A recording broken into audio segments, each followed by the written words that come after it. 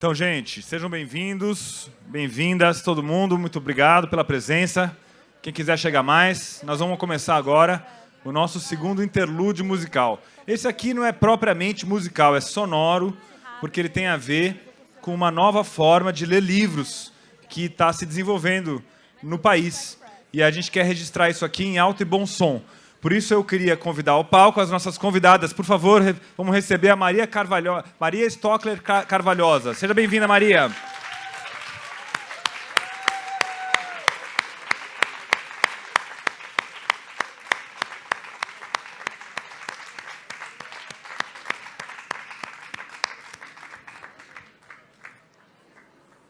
Oi, Maria. Deixa eu te dar um beijo. Tudo bem? Oi, tudo certo. Tudo jóia? Tudo ótimo. Seu microfone está aqui, por favor. Muito bem. Palmas para Maria. E palmas para o café que trouxe ela até aqui junto com a gente. Para falar com a Maria, nós vamos chamar a grande atriz Isabel Teixeira. Eu te convido para cá. Seja bem-vinda.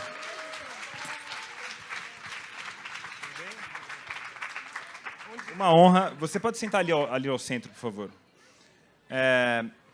Isabel, que enfim, todo mundo conhece, e é uma honra muito grande receber aqui, grande atriz que está enveredando por esse universo dos audiolivros.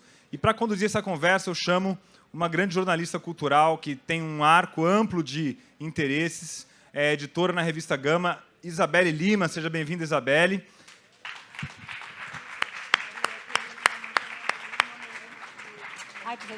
Seja bem-vinda. A Isabelle, vocês podem ler ela na revista Gama, que é uma revista eletrônica incrível, é gamarevista.com.br. E ela também é podcaster, ela entende desse assunto, ela trata de vinhos. O Que Vinho Foi Esse? Que Vinho Foi Esse, que está aí nas plataformas e está também na Rádio CBN, né? Eu queria também aqui prestar uma homenagem, já que a gente está falando de escuta e de vários tipos de sensibilidade, eu queria prestar uma homenagem aqui a Nilda e o David, que são os nossos intérpretes de Libras. Queria pedir uma salva de palmas para eles, por favor, que estão levando a Feira do Livro para mais gente. Tá bom? Então é isso. Beli, estamos nas suas mãos. Muito obrigado. Olá, boa tarde a todos. Eu vou arriscar fazer aqui uma audiodescrição. Eu fiz um curso Express com a Maria, então acho que vale a pena dar essa arriscada hoje. Começando pela Maria, eu anotei tudo e acabei de me perder, mas eu vou me achar.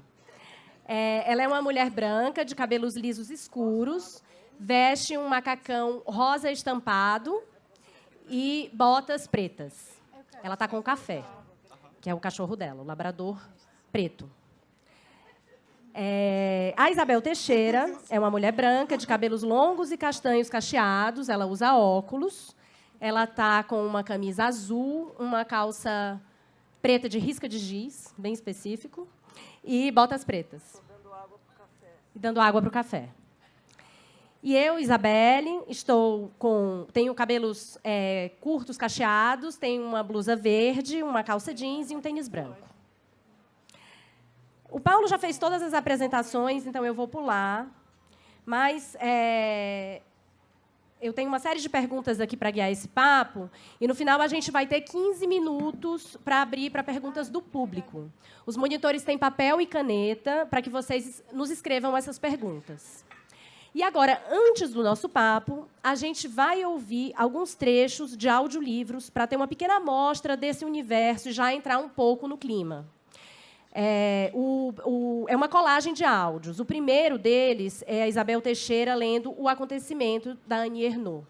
Depois a gente ouve Giovanni Martins lendo O Sol na Cabeça, Camus lendo O Estrangeiro, Paul Auster lendo 4321, Roberta Estrela Dalva lê Mulheres de Tijoco Papo e Isabel Teixeira lê O Acontecimento. Desci na estação Barbès. Como da última vez, um grupo de homens esperava debaixo do metrô elevado. As pessoas avançavam na calçada com sacolas rosa das lojas Tati. Peguei a Avenida Magenta, reconheci a loja Billy, com anoraques pendurados do lado de fora. Uma mulher vinha na minha direção. Usava meias pretas com desenhos que cobriam suas pernas grossas. A rua Ambroise Paré estava praticamente deserta até os arredores do hospital. Segui o longo corredor de arcos do pavilhão Elisa. Da primeira vez, eu não tinha percebido o coreto no pátio que acompanha o corredor envidraçado. Eu me perguntava como veria tudo isso depois, quando fosse embora. No entanto, dessa vez, ao invés de sair de perto, como sempre fazia, me aproximei. Ela tentava olhar para trás sem mostrar que estava olhando, eu ia chegando mais perto. Ela começou a olhar em volta, buscando ajuda, suplicando com os olhos. Daí então colei junto dela, mirando diretamente a bolsa, fingindo que estava interessado no que pudesse ter ali dentro, tentando parecer capaz de fazer qualquer coisa para conseguir o que queria.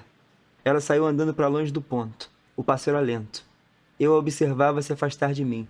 Não entendia bem o que sentia. Foi quando, sem pensar em mais nada, comecei a andar atrás da velha. Ela logo percebeu. Estava atenta, dura, no limite de sua atenção. Tentou apertar o passo para chegar o mais rápido possível a qualquer lugar. Mas na rua, era como se existíssemos apenas nós dois. Por vezes eu aumentava minha velocidade e ia sentindo o gosto daquele medo, cheio de poeira de outras épocas. Depois diminuí um pouco, permitindo que ela respirasse. Não sei quanto tempo durou tudo aquilo, provavelmente não mais que alguns minutos, mas para nós era como se fosse toda uma vida. Aujourd'hui, maman est morte. Ou peut-être hier, je ne sais pas. J'ai reçu un télégramme de l'asile. Mère décédée, enterrement demain, sentiment distingué. Cela ne veut rien dire, c'était peut-être hier. L'asile de vieillards est à Marengo, à 80 km d'Alger. Je prendrai l'autobus à 2 heures et j'arriverai dans l'après-midi. Ainsi, je pourrai veiller et je rentrerai demain soir. J'ai demandé 2 jours de congé à mon patron et il ne pouvait pas me les refuser avec une excuse pareille. His mother's name was Rose, and when he was big enough to tie his shoes and stop wetting the bed, he was going to marry her. Ferguson knew that Rose was already married to his father, but his father was an old man, and it wouldn't be long now before he was dead. Once that happened, Ferguson would marry his mother, and from then on, her husband's name would be Archie, not Stanley. It would be sad when his father died, but not too sad, not sad enough to shed any tears. Tears were for babies, and he wasn't a baby anymore. There were moments when tears still came out of him, of course, but only when he fell down and hurt himself, and hurting yourself didn't count. Quando eu chegar lá, e com certeza já terei visto flores, quero ver flores vermelhas. Quando eu chegar lá, depois de ter passado por canteiros de flores no meio das campinas, vou passar a carta para o inglês e enviar. Eu quero que o que eu fale se pareça com o inglês, outra língua que eu sei falar. Uma língua estrangeira, dizer goodbye mother, goodbye father, goodbye you. Serve-me tão mais às vezes ao invés de adeus mãe, pai, vocês. Ainda não vi flores. Quero ver flores no meu caminho a Babaçus e Mucamos. Ontem me lembrei que mamãe nasceu em Tijucopapo. Se houver uma guerra, a culpa é dela. Pode ser que um texto como este provoque irritação ou repulsa, ou seja considerado de mau gosto. Ter vivido uma coisa, qualquer que seja, dá o direito imprescritível de escrevê-la. Não existe verdade inferior. E se eu não relatar essa experiência até o fim, estarei contribuindo para obscurecer a realidade das mulheres e me acomodando do lado da dominação masculina do mundo.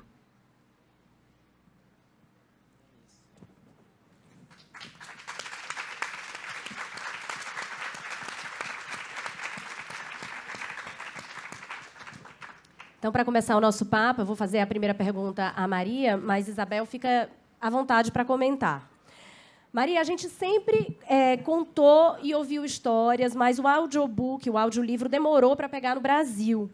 Embora a gente tenha, sim, mergulhado na onda dos podcasts, nos abrindo a um tipo de escuta diferente.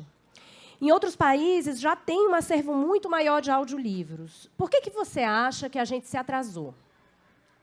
Primeiramente, bom dia a todo mundo. Queria agradecer muito à Feira do Livro, a 451, enfim, por abrir esse espaço para a gente ter essa conversa sobre escuta e sobre audiolivros. E eu fiquei pensando sobre a sua pergunta, Isabelle, e eu acho que sempre quando a gente tem uma limitação e algum tipo de impedimento, a gente tem que dar um jeito de conseguir vencer esse obstáculo, principalmente pela tecnologia. E foi isso que aconteceu com os podcasts, na verdade. A gente viu esse boom acontecendo, e todo mundo aqui presenciou isso na pandemia de Covid-19, quando a gente tinha que ficar em casa e não podia sair de casa, que surgiu essa onda dos podcasts e de ouvir histórias, de ouvir outras vozes. E foi muito louco para mim, porque quando eu estava na pandemia, a minha sensação era que todo mundo tinha virado deficiente também. Ninguém podia sair de casa, todo mundo tinha dificuldade, e por isso as pessoas estavam muito mais receptivas para tentar achar outras formas de fazer exatamente o que eles faziam antes. Foi, sei lá, para mim, o momento mais empático que eu já vivi. E a história do audiolivro, na verdade, ela é meio parecida. Você tem, enfim, a criação do fonógrafo em 1877, e desde o começo você tem muitas possibilidades com a gravação de som, mas só que desde o começo a gravação de histórias é uma premissa, assim. Acho que, inclusive, as propagandas do fonógrafo eram com, tipo, merry-go-round, eram com umas histórias de micro quadrinhas e poesias e tudo mais. Mas só que você vai começar a ter audiolivros gravados de maneira mais sistemática depois da Primeira Guerra Mundial, que é uma coisa muito interessante de pensar, porque todas as coisas que eu estou lidando mais na minha vida agora, audiolivros e o café, que é meu com-guia, são coisas que pessoas e seres que foram tecnologias e sistemas desenvolvidos após a Primeira e a Segunda Guerra. Porque o que acontece é, quando os soldados vão à guerra e eles voltam, eles estão muitas vezes deficientes, tanto, enfim, com deficiência física, sensorial, cognitiva. E por causa disso, por causa desse aumento de deficientes meio fora da ordem de exclusão que você tinha antes, o governo americano e os governos da Europa, que é onde aconteceu, e você teve esse enorme grupo de homens jovens, saudáveis, que ficaram deficientes, eles tentam achar saídas, assim, tanto no começo do treinamento dos cão-guias, quanto na gravação de livros. Então, nesses lugares, na Europa e nos Estados Unidos, você começa desde, enfim, dos anos 30, a ter a presença de audiolivros nas escolas e em bibliotecas. Você tem um pouco a criação desse hábito. E com a gente isso foi muito diferente. Assim, você tem, claro, gravação de poesia e gravação de livro no Brasil, no século XX, principalmente no Selo Festa, mas que é dos anos 50, 60, e que é uma coisa menos sistemática do que você tem lá fora. Então, tem, claro, também uma outra questão, que o audiolivro é um livro, e você tem um problema de leitura muito, muito grave aqui no Brasil, mas só que o audiolivro ele também é uma saída possível, ele não é só para deficiente, ele não é só para pessoas cegas, ele é uma coisa que abre uma outra chave. E a população brasileira é muito... O Oswald fala no Manifesto Antropófago que o Brasil é um país auricular, a gente está acostumado muito a ouvir. E a contação de histórias é uma coisa que não é por falta de vontade, não é por falta de possibilidade, assim, que o audiolivro não pegou. Ele só ainda não pegou. Mas ele tem toda a chance para pegar. É isso.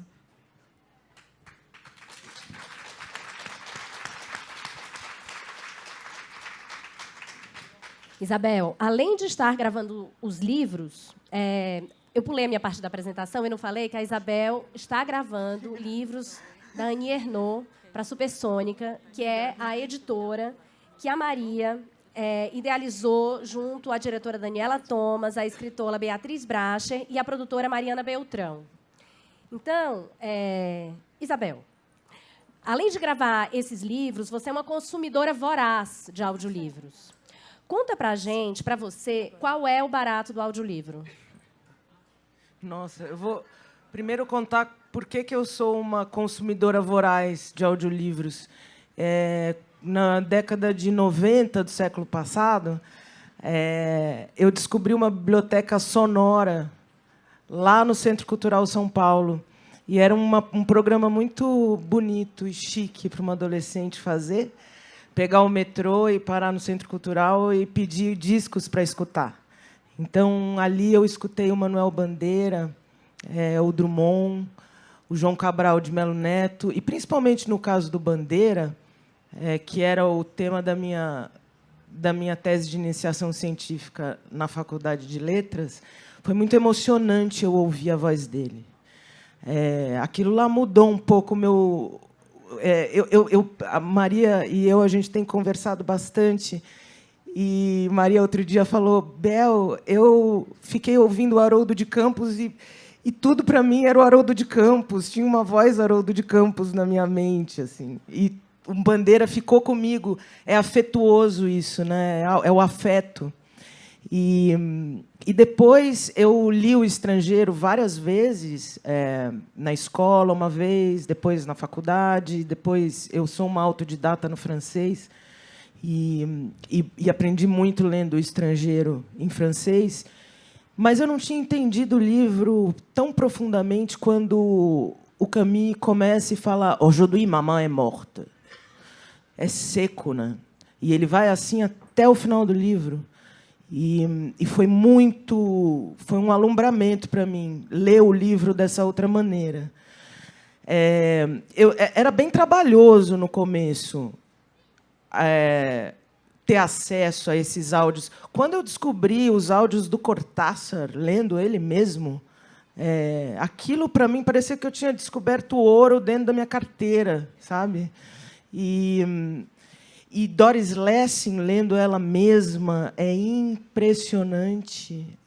Eu gosto demais, porque é uma voz mais velha, mais bonita, com toda a experiência daquela vida, dessa escritora, estava na voz dela. E fui indo, assim, aí tudo foi se abrindo, e o Paul Auster, por exemplo, é um autor que eu escuto. Ele estava nesse nosso primeiro trecho de seleção que a Maria fez tão lindamente. O Paul Auster, eu li todos os livros dele, eu li ouvindo. E lia lendo também, porque é uma maneira de estudar inglês, né, para os autodidatas como eu. Mas o 4321, que ele diz que é o último romance dele de grande fôlego, ele é de grande fôlego mesmo, né? E ele leu o livro inteiro e eu comecei a ter uma relação com aquela voz. Num certo momento, eu achei até que a gente estava namorando, eu e ele. Assim, eu era fumante ainda na época, tinha isso em comum, é uma voz fumante a dele, é uma voz toda imperfeita. Aquilo é muito forte. Então, eu comecei a perceber, né, nessa experiência que passa por décadas, né, que vocês imaginem, quando a gente lê vendo, né, o códex, né, o livro, o papel e a tinta, eu sou muito adepta ao papel e à tinta. Para mim, não pode faltar na vida papel e caneta. Mas existem outras formas de escrever, né? Mariana Lima está aqui, atriz, fez um trabalho comigo já de escrita na cena, onde a gente escreve livros no ar da cena. A gente fala, se transcreve e trabalha em cima, né? Porque tem técnica depois, porque tem edição. Mas é uma maneira nova de escrever, falando. Marlon Brando escreveu diários lindíssimos, gravando. Samuel Weiner escreveu Minha Razão de Viver gravando. É uma maneira de escrever. Outra maneira de ler é ouvir, né?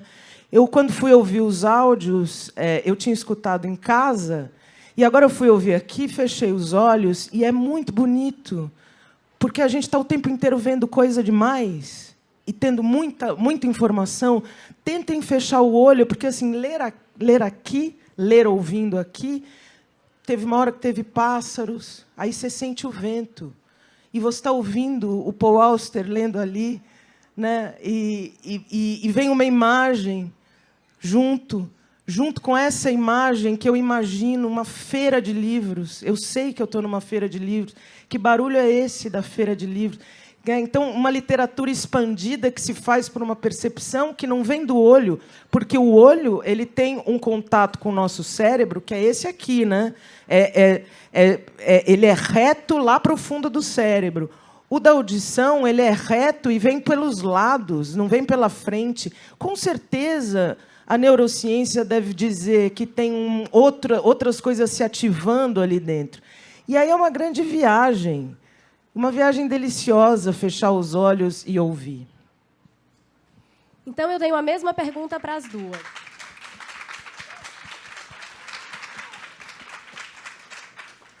Da perspectiva de quem edita, para Maria, e da perspectiva de quem interpreta, para Isabel, que é: o que faz um bom audiolivro? Bom, o audiolivro, ele tem... Eu estava até pensando, enfim, na sua resposta e na seleção de áudios que a gente fez, que o audiolivro, ele é o livro, ele é o texto, mas ele tem essa coisa do formato que muda. Assim, ele não é o livro fechado de papel, ele não tem essa coisa tão incrível, tão quase religiosa, de você pegar um livro em silêncio e ler, e ouvir, imaginar.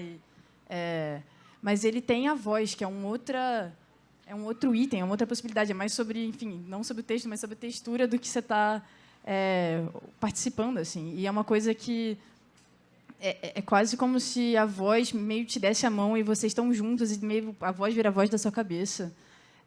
E daí, quando eu coloquei o Giovanni Martins na seleção, foi porque esse audiolivro foi um dos primeiros audiolivros que eu me apaixonei, assim. Quando lançou o Sol na Cabeça, minha mãe leu para mim em voz alta, eu já tinha ficado cega, e ela lia muitos livros para mim em voz alta. E foi uma leitura, eu amei, mas assim, quando eu ouvi com a voz dele, foi outro livro, porque é a voz dele, é super oral, e foi uma outra maneira de eu me aproximar do livro, assim. No final, também, isso que a Bel estava falando da escrita no ar, no final, na outra seleção, eu coloquei um dos pedaços da gravação da Estela do Patrocínio, que daí é um outro tipo de... Não é um audiolivro, mas é por causa da gravação do falatório dela, você pôde colocar o livro, pôde registrar e pôde circular e pôde chegar a mais gente, assim. Mas o que faz um bom audiolivro... Era essa a pergunta, né? Era essa a pergunta. Eu não sei. Eu acho que tem muito essa questão da compatibilidade entre a voz e o texto. E você tem muitas possibilidades que surgem quando você está gravando. Então, tem o audiolivro do Sandman, por exemplo, que é uma história em quadrinho, que daí ele é super cheio de paisagem sonora, e cheio de efeito, e cheio de interpretação pesadíssima, e é muito legal. É muito maravilhoso. Eu falo desse audiolivro sempre, porque assim, foi muito incrível para mim ler e me imaginar dentro de um quadrinho. Não é só que eu estava lendo o quadrinho, eu estava dentro do quadrinho. Então, acho que depende muito. Você tem que fazer um trabalho de interpretação muito delicado. Assim, o que plasticamente pode funcionar para esse audiolivro ser um objeto tão válido quanto o livro físico. Queria falar, Maria, disso que você falou do Sandman. A Maria que me mostrou um trecho do Sandman. E é muito... A gente fala muito de paisagem sonora, né? Audiobook não tem paisagem sonora. Quando existe a paisagem sonora, como no Sandman, fica mais gráfico que a gente imagina. Anteontem a gente falava, né? A paisagem sonora ela dá uma sensação para quem escuta mais plástica, de artes plásticas, né? E o audiobook, ele é o afeto, ele é uma relação, ele é quase uma contracenação auditiva com quem lê. E o que faz um bom audiobook para mim não é a perfeição. Então, eu acredito que atores lendo os audiobooks ou, né, diversas leituras, eu imaginei assim, um banco de vozes de pessoas que querem ler em voz alta um livro X, né, querem ler, não sei, Grande Sertão Veredas, todo mundo lendo um pedaço e essas vozes irem se mesclando. Várias interpretações diferentes, são releituras de leituras, vai criando uma outra textura, né? Então, depende muito do teu envolvimento com o audiobook. Mas isso eu estou falando como ouvinte. Às vezes me pega, às vezes não me pega. Tem vozes que me pegam muito.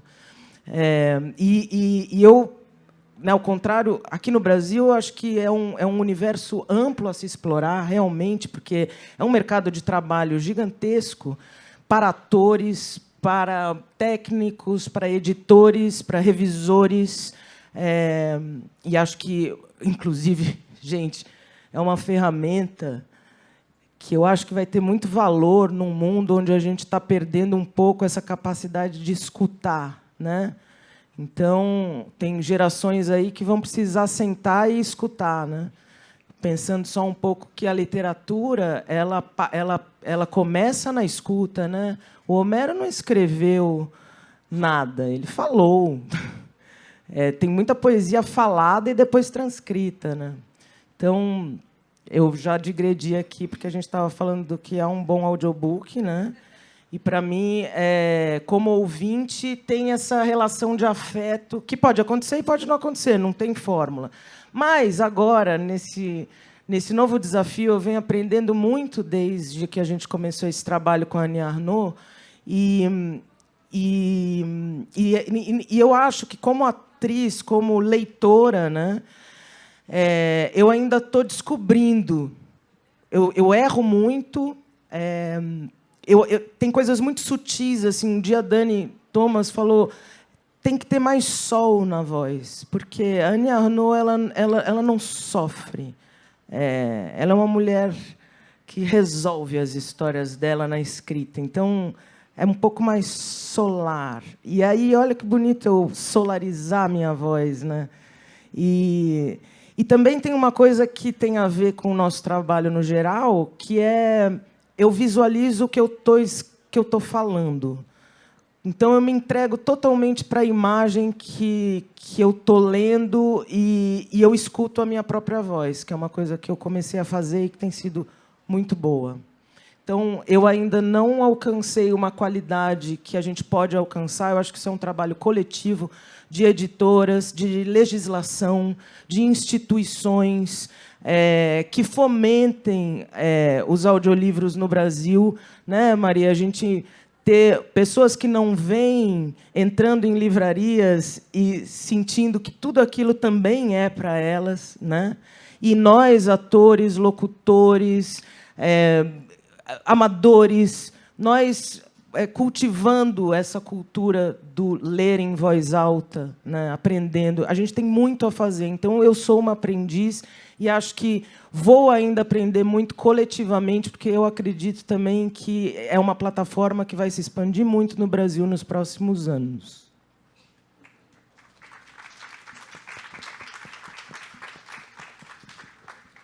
Então, ainda falando sobre a leitura, né, Maria? Existe uma discussão sobre neutralidade de tom. Queria saber para você o que é uma boa leitura. Você já falou que um tom nunca é neutro, que qualquer leitura carrega elementos consigo. Você pode falar um pouco sobre isso para a gente? Claro. Eu acho que tem muito essa dimensão no audiolivro que a Bel falou, que, pelo menos para mim, assim, quando eu estou escutando audiolivro, eu consigo imaginar muito mais as imagens do que quando eu estou lendo com um leitor de tela. E rápido, eu também escuto muito rápido e falo muito rápido. Mas só que, quando eu estou escutando os audiolivros da Annie Ernaux, que a Bel está gravando, eu consigo imaginar as cenas, eu consigo imaginar ela andando, porque também tem tempo para você imaginar. Tipo, o audiolivro ele não é físico, ele não tem dimensões espaciais, ele tem uma dimensão temporal. Então, o fato da pessoa estar falando e as pausas que ela dá e a rapidez ou enfim, a diminuição da velocidade da voz e da fala e das frases, ela meio cria uma distorção que você embarca junto com a pessoa, assim. E daí isso é uma outra coisa que, enfim, quando a gente começou a gravar, eu comecei a ir nas gravações, eu comecei a perceber que eu não é só sobre o tom, é sobre todo o mundo que se constrói quando a pessoa começa a contar uma história. E sobre o mundo que a pessoa está imaginando e que você está imaginando junto com a pessoa. Mas não tem essa coisa de que o audiolivro precisa ser uma leitura neutra para não influenciar a imaginação. Ela é uma cilada. Tipo, é uma das piores regras, na minha opinião, que você pode se basear, porque a neutralidade não é tão interessante assim. Tipo, não é... Ela é falsa e não é tão interessante. Tipo, é bom você abarcar que as vozes são... abraçar que as vozes são diferentes, que a voz do Paul Auster ela é rasgada e meio voz de fumante. É bom você ver como cada voz tem possibilidades de interpretação diferentes. Que quando você escuta um audiolivro, sei lá, do Joyce, lido por uma mulher, aquela vai ser uma leitura diferente do que quando você, não sei, talvez leia no papel e imagine que é um senhor irlandês escrevendo aquilo. Então, acho que é importante a gente abraçar isso. Acho que é importante a gente abraçar que cada voz pode te trazer coisas diferentes, imagens diferentes e mundos diferentes quando você escuta.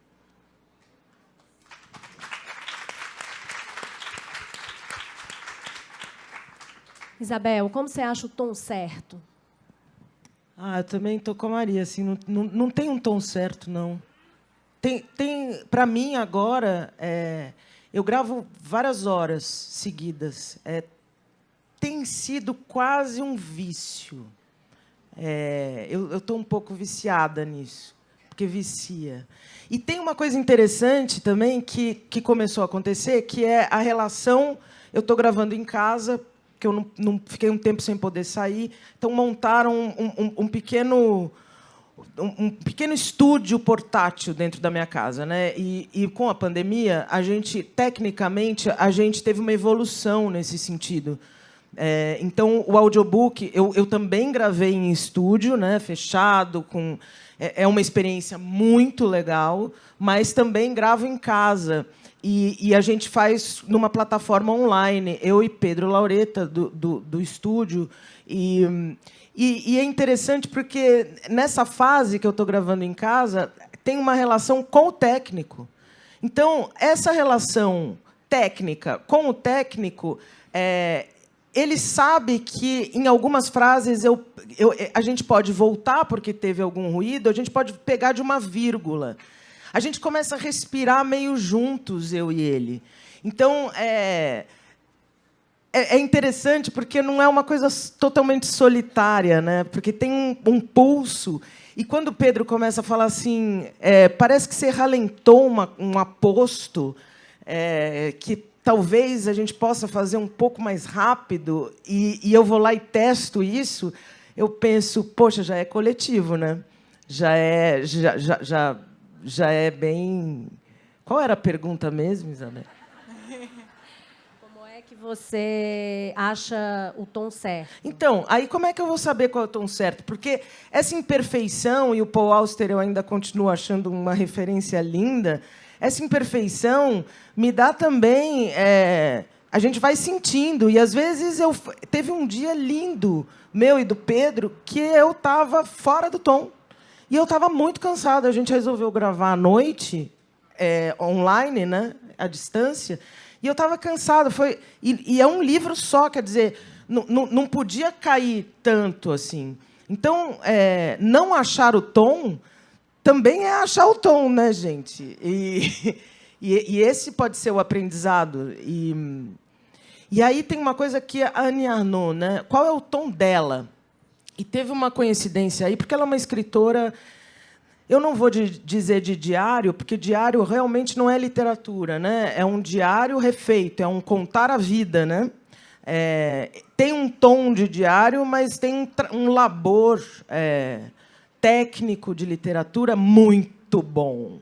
É muito bom como essa mulher escreve. Me dá uma sensação de liberdade e vontade de escrever. Então, achar o tom dela...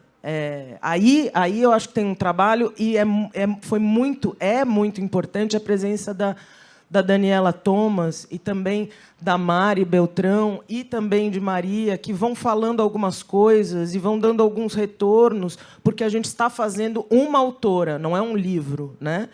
É uma autora. Então, isso, para mim, é muito legal, porque não é uma personagem, né? Mas é uma autora. Eu não me imponho sobre ela. Eu estou a serviço dela. Então, isso é uma coisa que eu fico muito atenta para achar o tom.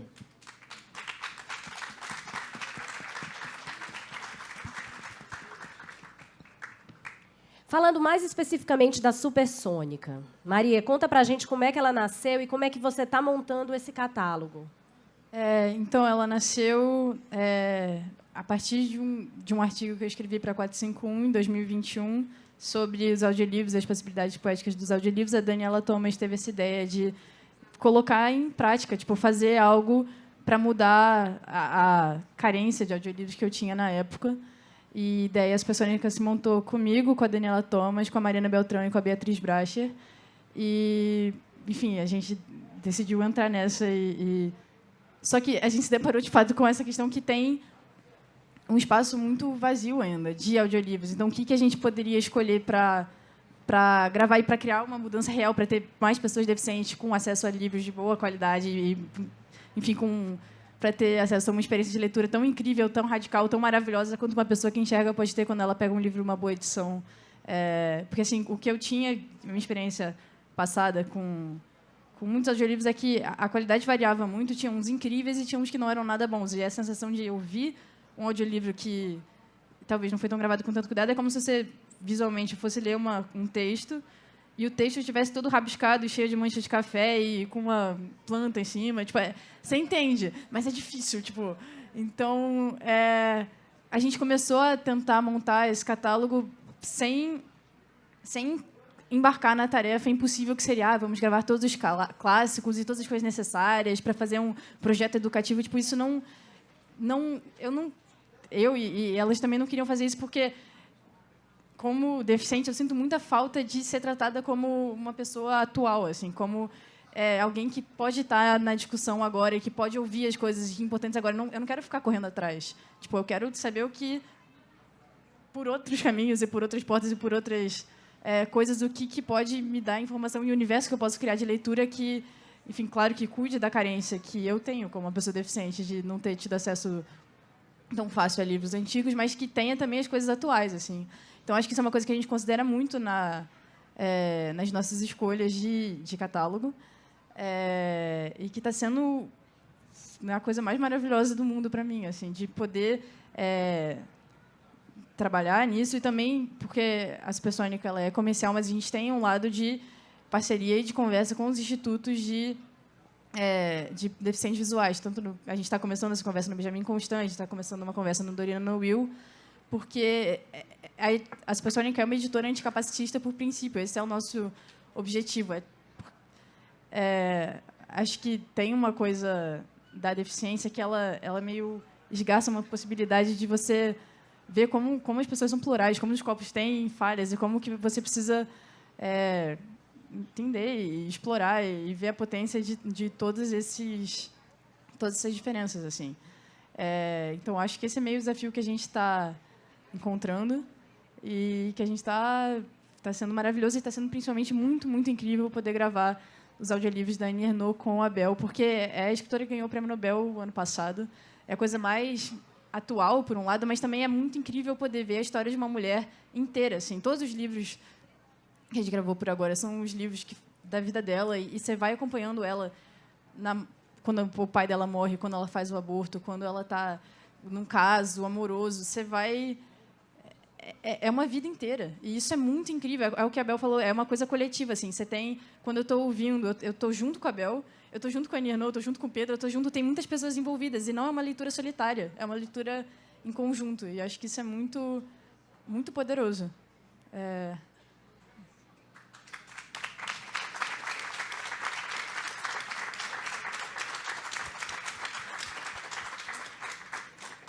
Pessoal, agora os monitores estão passando com papel. Quem quiser fazer pergunta, este é o momento de escrevê-las.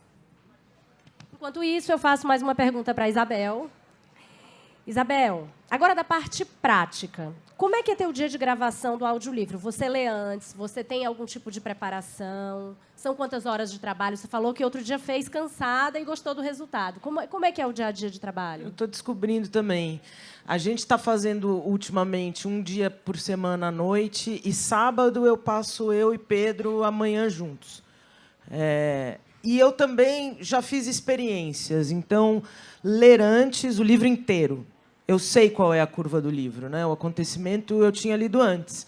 E é uma experiência muito legal. Você ler antes e saber a curva do livro e ir lá para trás e começar ele, né? Eu sei o que vai acontecer. E aí, o lugar... Eu fiz uma outra experiência, porque eu assisti, acho que na TV5, não lembro onde, uma entrevista com a Annie Ernaux, onde ela falava sobre os livros dela e vinham atrizes francesas para ler alguns trechos. E chegou uma atriz francesa e virou para a Annie Ernaux e falou assim: eu não li teu livro, eu vou ler de primeira. E a Annie Ernaux amou isso, porque ela falou: então você vai estar debruçada no precipício da leitura. O Lugar eu li assim, debruçada no precipício da primeira leitura. E eu me emocionei muito, muito. E como pegar essa emoção que vem, né?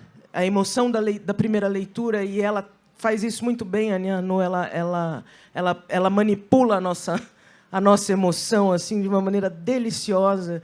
Então, como pegar esse primeiro impulso e continuar na linha da leitura e da imagem, sem que aquilo borre muito, mas, ao mesmo tempo, dá uma borradinha.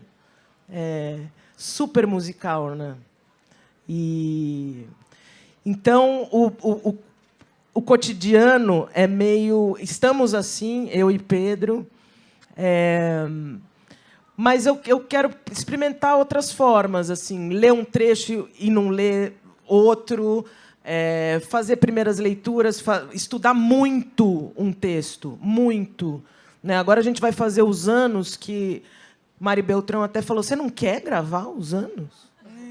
Porque você fica deixando ele para trás? Não, eu acho que ele é o mais importante, é o livro mais difícil de ler, e eu queria muito usar ele para fazer esse tipo de experiência. Deixa eu criar uma partitura aqui, deixa eu ler de primeira aqui. Né? Então, o audiolivro, para mim, é um campo não explorado ainda. E eu acho que eu sou uma desbravadora de uma mata muito legal.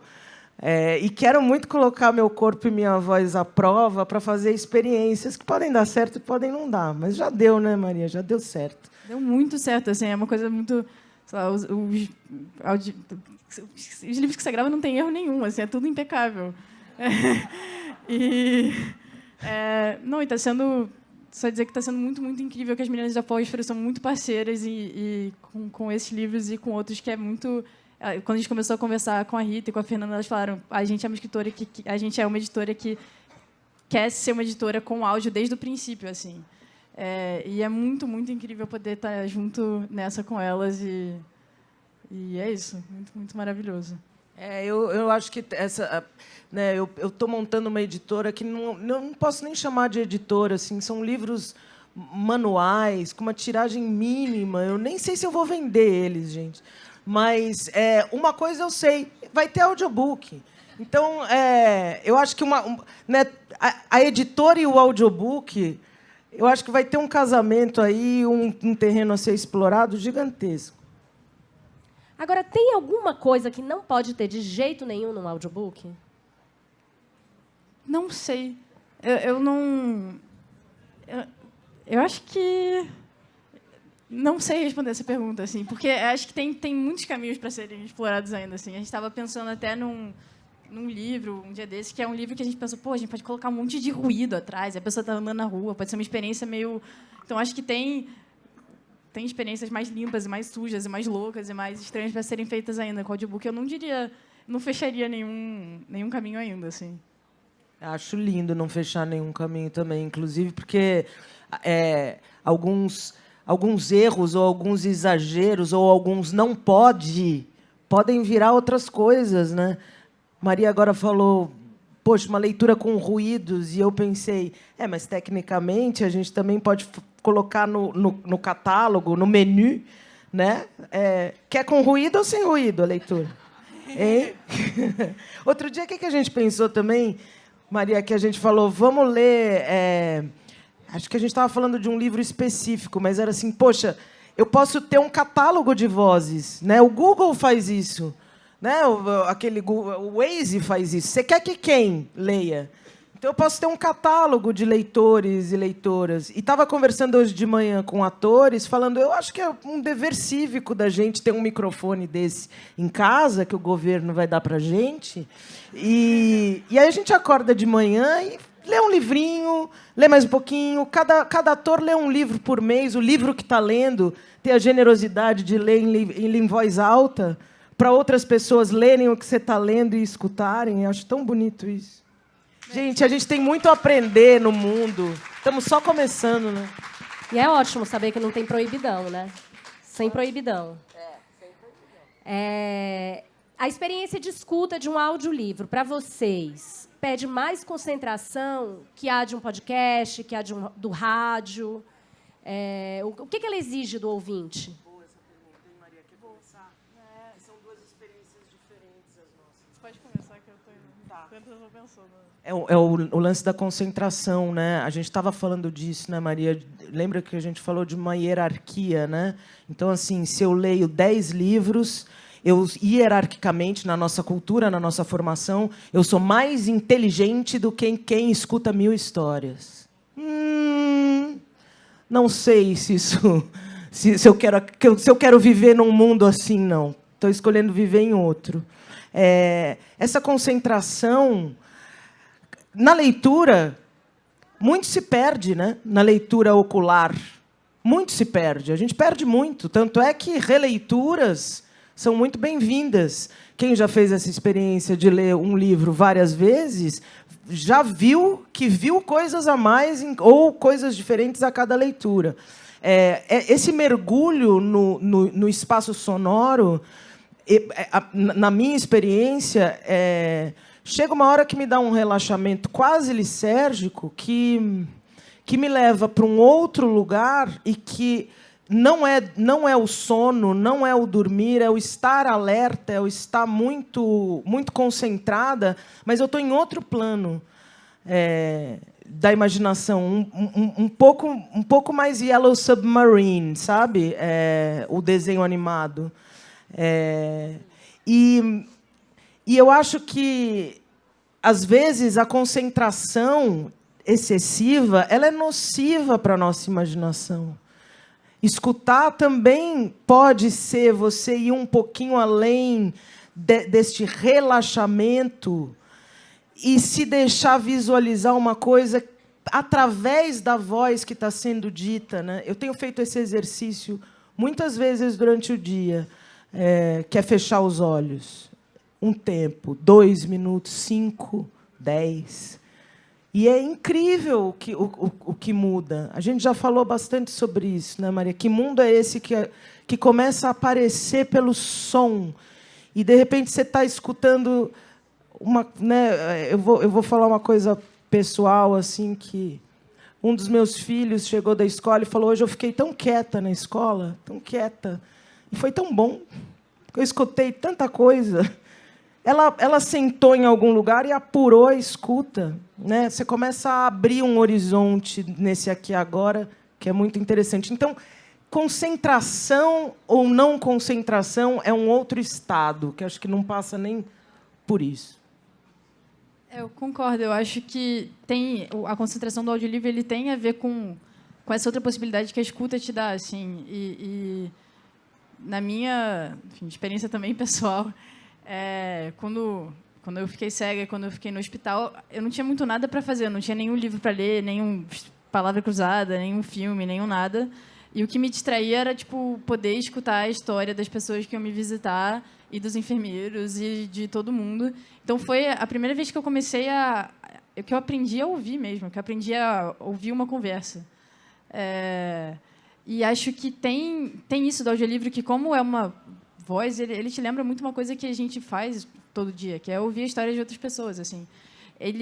Como você identifica a voz que você pode ter, enfim, pausado o audiolivro para fazer uma coisa, quando você volta a ouvir, é aquela voz mesmo. Então a história meio continua e você vai entrando. Tem uma, eu não sei se é uma concentração, mas é uma consideração pela pessoa que está lendo, assim. Acho que você tenta prestar mais atenção do que quando você lê. É difícil para mim lembrar, porque eu não leio visualmente há muito tempo, assim. Mas você pode ter uma exaustão em algum momento. E para mim, quando até eu tenho resíduo visual, assim. Então, quando eu estou tentando muito ver uma coisa, é como se eu estivesse sempre tentando me colocar para fora e tentar agarrar todas as coisas, sei lá, que eu consigo ver ainda, assim. E quando eu fecho os olhos, é muito mais fluido e é muito mais, vem por outro lugar, assim. Então, acho que tem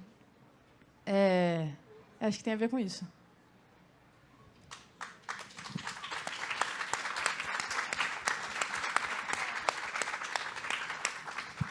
Gente, eu estou com muitas perguntas e boas aqui da plateia. Eu vou começar, mas vou pedir uma ajuda dos monitores para quando tiver que parar um pouquinho antes para a gente ouvir a nossa segunda coletânea de áudios, que tem uns 2, 3 minutos. Então, peço essa ajuda.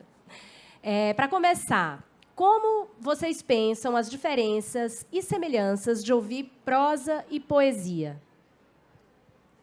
Eu achei engraçado porque a gente colocou nos 2 áudios, o primeiro áudio é de prosa e o segundo áudio é de poesia. Eu acho que tem... A poesia, ela mantém em si, mesmo quando escrita, ela tem sempre essa coisa, essa tensão, enfim, que o som pulsa ainda na poesia. Então, você sempre, quando você fala, você está meio liberando a palavra de um outro...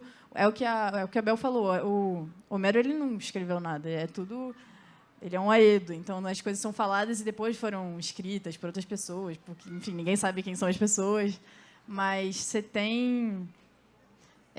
eu acho que é diferente, acho que com a prosa você conseguiu criar uma distância muito maior, às vezes, assim, da prosa escrita para uma história falada. Então, acho que são caminhos meio diferentes, assim. Acho que você tem que fazer... Não sei como que você volta à dimensão sonora do texto, assim, a parte... do verbo voco visual na poesia e na prosa é diferente, mas eu não sei muito conclusivamente dizer porquê. Assim. Não tem muita conclusão, né? A Úrsula K. Le Guin, que a gente estava conversando esses dias também, eu estou lendo um livrinho dela muito legal sobre escrita, e ela fala que com 15 anos ela escrevia poesia. A Úrsula, ela é uma escritora de ficção científica, feminista e uma grande ficcionista. E ela escutava a voz do que ela ia escrever. E que, depois, quando ela começou a escrever prosa, isso tende a se perder.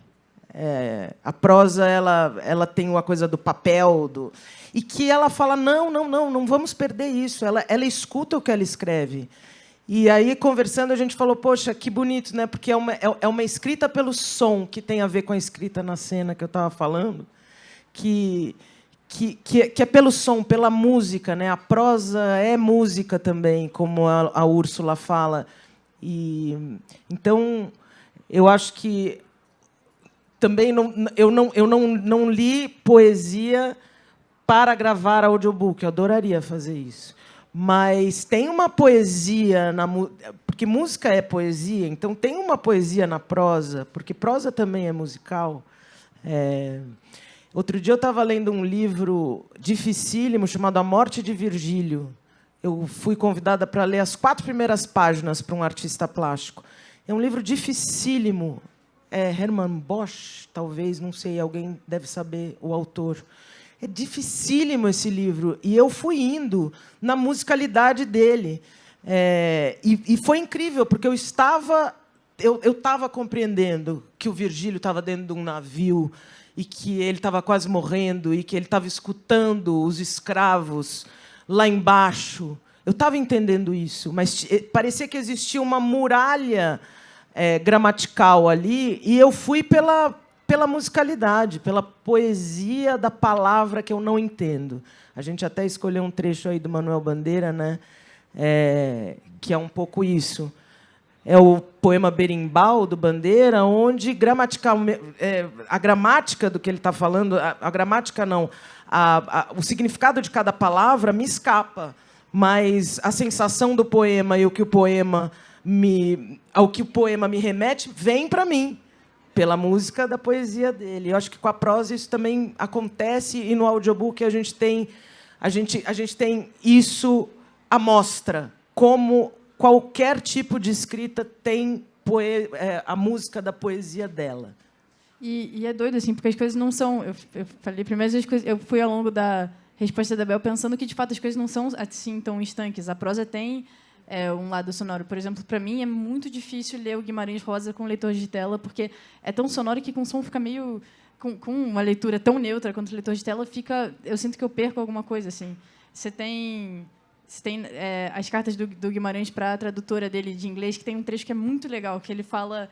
É uma sequência de palavras, todas meio sem sentido, que a gente não conhece, mas que são palavras para descrever boi e todas são anfíbracos, e todas, tipo, ele coloca elas em sequência, ela tem uma quantidade de vogais, as vogais são meio parecidas, assim, e daí aquilo cria meio uma dimensão sonora e plástica quando você está lendo em silêncio.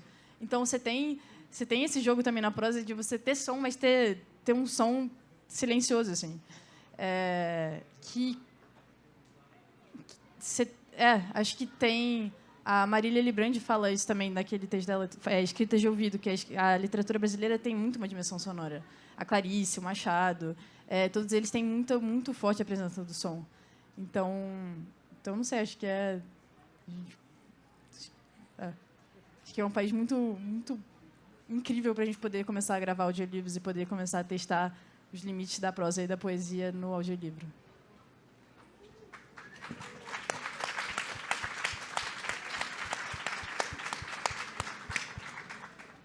Gente, estamos chegando aos nossos últimos 5 minutos. Mais uma pergunta aqui do público. Nesse mundo onde as pessoas estão acostumadas a áudios sempre no 2.0, vocês duas acham que os audiolivros são também ferramentas para desacelerar toda essa agitação? Essa é minha tese, né? Inclusive, é muito engraçado isso. Para o meu filho, eu estou mandando áudio assim... Oi, filho. Tudo bem? E eu testo para ver se fica a minha voz séria.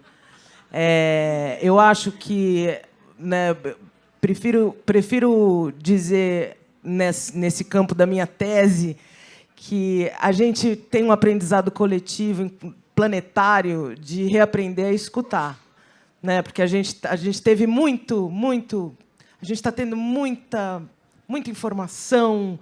Isso é muito legal, né? Muito acesso. Imagina, na década de 90, eu andava quilômetros por dia nessa cidade, porque eu ia na Mário de Andrade, depois eu ia... Ainda faço isso até hoje. Vou na Mário de Andrade, depois vejo os catálogos. Tem um livro do Rio que aqui é uma raridade. Hoje em dia está tudo na nossa mão. Isso é incrível. Só que a gente está... É pendular, né? Então, aprender a escutar... talvez seja uma ótima maneira da gente poder potencializar os instrumentos que estão ao nosso alcance hoje em dia. E a gente usar isso a nosso favor, porque a gente está usando um pouco contra, ultimamente. Mas tudo bem, faz parte do processo, vamos acolher isso e vamos aprender juntos. E eu acredito muito. Tanto é que, quando a Dani me chamou para ler esses audiobooks, eu falei assim, gente, eu sou a pessoa... Não foi, Mari? Eu falei, sou a pessoa certa para fazer isso. Vocês estão me chamando porque era para ser eu. Porque eu acho isso um manifesto mesmo. Vamos escutar uns aos outros, livros, reaprender. Eu acho que é isso. Eu acho que antes era muito mais difícil ter acesso aos audiolivros, porque você tinha que ir na biblioteca. Mas agora a gente tem... A maioria das pessoas tem um celular que você pode acessar, pode entrar no YouTube, pode ver a gravação de alguém. Então, na Supersônica, a gente, enfim, vai sempre falar dos nossos livros... bastante, mas a gente quer muito falar dos audiolivros que não são nossos e que a gente ama, porque a gente quer, e a gente até estava falando, quando a gente estava falando com a Isabela, assim, que a gente quer que todas as pessoas aqui saiam apaixonadas por audiolivros, tanto quanto a gente quanto eu e a Bel somos, que é um projeto meio de catequização mesmo, assim. Esse era um dos nossos objetivos. Tem um outro também, né, Maria? Exato.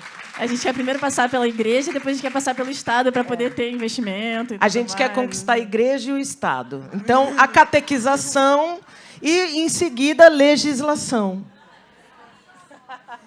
Apenas. É super humilde os nossos objetivos. Mas acho que deve estar funcionando, né? O pessoal ainda está aqui, está cheio. Olha, gente, estamos chegando ao fim. Antes de terminar, eu convido todos a fecharem os olhos e ouvirem a nossa segunda coletânea de trechos de audiolivros, para a gente se despedir e perceber se a nossa audição está mais apurada agora, depois da conversa. A gente vai ouvir Manuel Bandeira, Berimbau, Gertrude Stein, A Very Valentine, Haroldo de Campos, Isso Não É um Livro de Viagem, Les Poets, When the Revolution Comes, e gravações de Estela do Patrocínio. Em nome da Feira do Livro, eu quero agradecer a todos vocês que vieram aqui hoje assistir a essa conversa, a Maria Stockler Carvalhosa, da Supersônica, e a Isabel Teixeira, por terem compartilhado as suas ideias com a gente. Obrigada. Mas fiquem, que a gente vai ouvir. Berimbau. Os aguapés dos aguaçais, dos igapós dos japurais, bolem, bolem, bolem.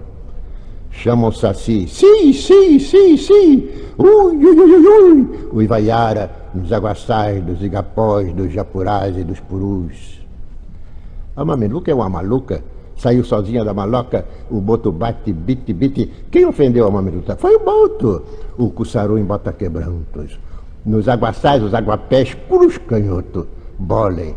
Peraus dos japurais, de assombramentos e de espantos. Very fine is my Valentine, very fine and very mine. Very mine is my Valentine, very mine and very fine. Very fine is my Valentine and mine. Very fine, very mine and mine is my Valentine. Começo aqui, e meço aqui este começo, e recomeço. E remesso, e arremesso, e aqui me meço. Quando se vive sob a espécie da viagem, o que importa não é a viagem, mas o começo da. Por isso meço, por isso começo. Escrever 1000 páginas, escrever 1001 páginas, para acabar com a escritura, para começar com a escritura. Para acabar, começar com a escritura. Por isso recomeço, por isso arremesso, por isso teço. Escrever sobre escrever é o futuro do escrever. When the revolution comes, when the revolution comes, when the revolution comes, when the revolution comes, some of us will probably catch it on TV with chicken hanging from our mouths. You'll know it's revolution because there won't be no commercial. When the revolution comes, when the revolution comes, preacher pimps are gonna split the scene with the communion wine stuck in their back pockets. Faggots won't be so funny then, and all the junkies will quit their nod and wake up when the revolution comes. When the revolution comes, transit cops will be crushed by the trains after losing their guns, and blood will run through the streets of Harlem, drowning anything without substance. When the Me ensinaram a morder, chupar, roer, lamber e dar dentadas.